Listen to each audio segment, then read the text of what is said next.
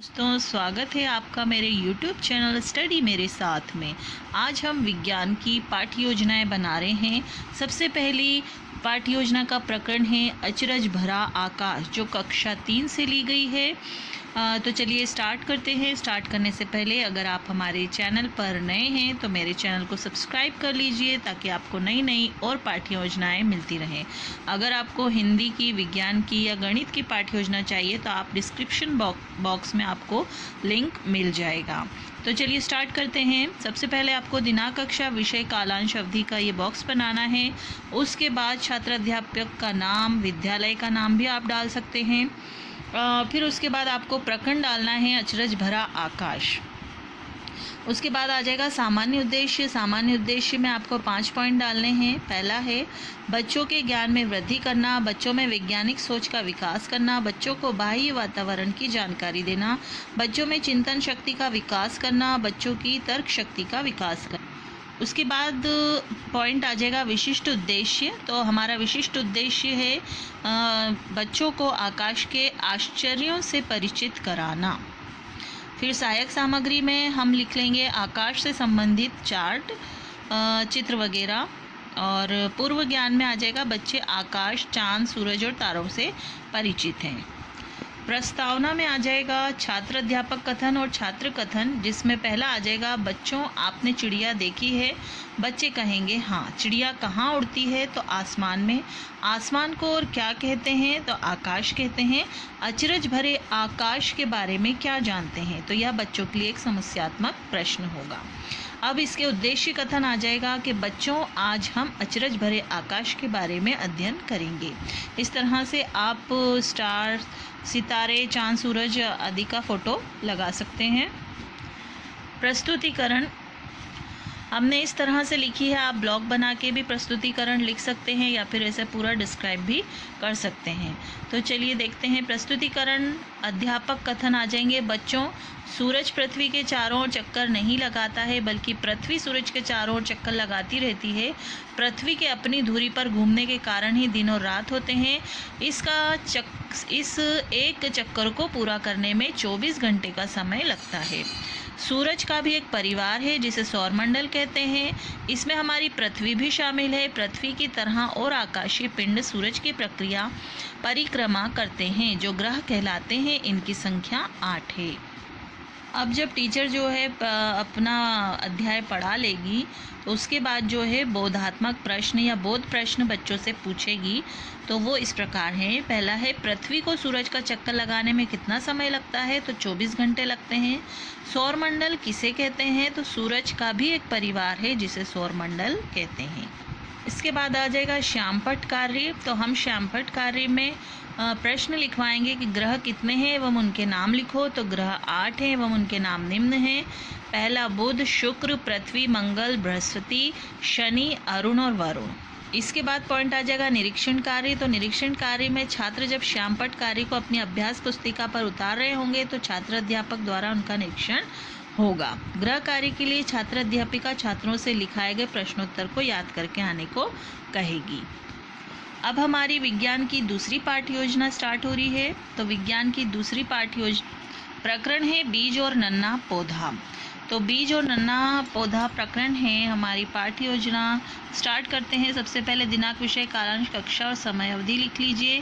प्रकरण डाल लीजिए बीज और नन्हा पौधा। उसके सामान्य उद्देश्य लिख लीजिए। बच्चों में विज्ञान विषय के प्रति रुचि जागृत करना, बच्चों में वैज्ञानिक दृष्टिकोण का विकास करना, बच्चों में वैज्ञानिक ढंग से जांच की आदत डालना, बच्चों को बीजों के अंकुरण की जानकारी देना, बच्चों को पौधों के प्रारंभिक विषय से अवगत कराना, प्रारंभिक विकास से अवगत कराना। इसके बाद विशिष्ट उद्देश्य आ जाएगा बच्चों को बीज और नन्हे पौधे के बारे में जानकारी देना। सहायक सामग्री में आ जाएगा फलों एवं सब्जियों के बीज एवं पौधों का चित्र। इसके साथ आप चार्ट, डस्टर वगैरह भी लिख सकते हैं। पूर्व ज्ञान, बच्चे पेड़ पौधों के बारे में सामान्य जानकारी रखते हैं। नेक्स्ट पॉइंट आ जाएगा इसमें प्रस्तावना। तो अध्यापिका क्रियाएं और छात्र क्रियाएं, जिसमें बच्चों कुछ फलों के नाम बताओ। तो बच्चे आम, केला, अमरूद बताएंगे। आम के गूदे के अलावा और क्या होता है? आम में गूदे के अलावा और क्या होता है, तो गुठली और बीज होता है। बीज बोने से क्या निकलता है, तो पौधा निकलता है। बीज से पौधा किस प्रकार निकलता है, तो यह उनके लिए समस्यात्मक प्रश्न है। अब उसके बाद आ जाएगा उद्देश्य कथन। बच्चों, आज हम बीज और नन्हे पौधे के बारे में जानकारी प्राप्त करेंगे। ये हमने कुछ बीज किस तरह से अंकुरित होता है उसका चार्ट यहाँ लगाया है। उसके बाद आ जाएगा प्रस्तुतिकरण। अध्यापिका कथन। बच्चों, बीज फलों और सब्जियों में पाए जाते हैं। यह ज़रूरी नहीं कि उनमें बीजों की संख्या समान हो। बीज से नन्हे पौधे का बनना बीज का अंकुरण कहलाता है। बीजों के अंकुरण के लिए हवा, पानी तथा उचित ताप की आवश्यकता होती है।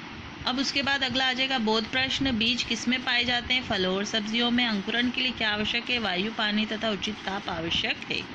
उसके बाद आ जाएगा श्यामपट्ट कार्य। तो श्यामपट्ट कार्य में प्रश्न उत्तर लिखाए जाएंगे। एक बीज वाले फलों के नाम लिखो। आम, लीची, बेर, आड़ू। अधिक बीज वाले फलों के नाम लिखो, तो पपीता, अनार, संतरा, मटर, सरसों आदि।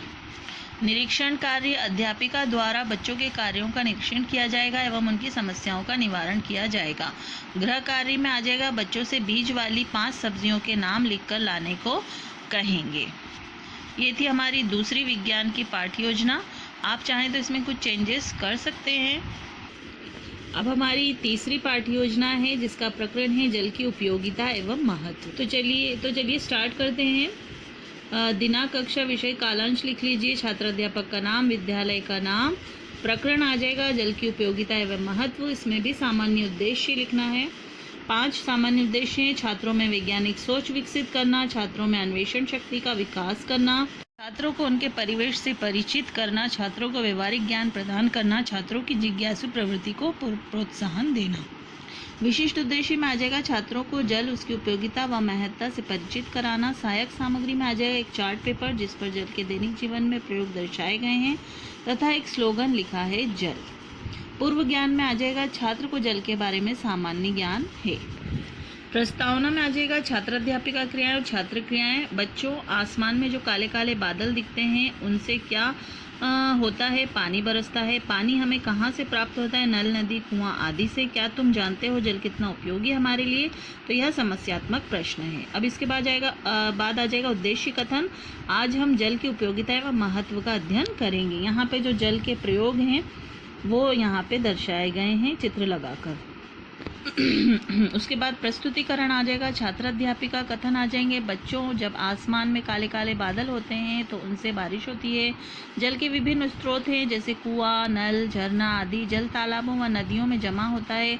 नदियों से जल समुद्र में पहुंचता है और भाप बनकर उड़ जाता है। यही भाप फिर से बादल बनकर बरस जाती है। जल का हमारे जीवन में बहुत उपयोग है। हम जल का उपयोग पीने, नहाने, खाना बनाने, कपड़े धोने में करते हैं और पशु पक्षी भी जल पीते हैं। हमें जल को गंदा नहीं करना चाहिए। तो इसके पढ़ाने के बाद जो है टीचर बच्चों से पूछेगी, यानी बोधात्मक प्रश्न में आ जाएगा अगला पॉइंट। नदियों से जल कहाँ पहुँचता है, तो समुद्र में। समुद्र से पानी क्या बनकर उड़ जाता है, तो भाप बनकर पानी उड़ जाता है। इसके बाद श्यामपट्ट कार्य आ जाएगा। जल जिसमें प्रश्न उत्तर लिखे जाएंगे। जल हमें कहाँ से प्राप्त होता है, नदी, तालाब, कुएं, समुद्र, झरना आदि से। गंदा पानी पीने से क्या होता है, हम बीमार पड़ जाते हैं। निरीक्षण कार्य में आ जाएगा। छात्र अध्यापिका छात्रों के लिखित कार्य का कक्षा में घूमकर निरीक्षण करेगी। गृह कार्य पाठ को दोहराकर जल की उपयोगिता लिखकर लाने को कहेंगे। उम्मीद करती हूँ आपको मेरी तीनों पाठ्य योजनाएं पसंद आएंगी और मददगार रहेंगी आपके लिए। अगर आपको मेरी पाठ्य योजना पसंद आए तो लाइक ज़रूर करिए, शेयर करिए और कमेंट्स करके ज़रूर बताइए। Thank you for watching.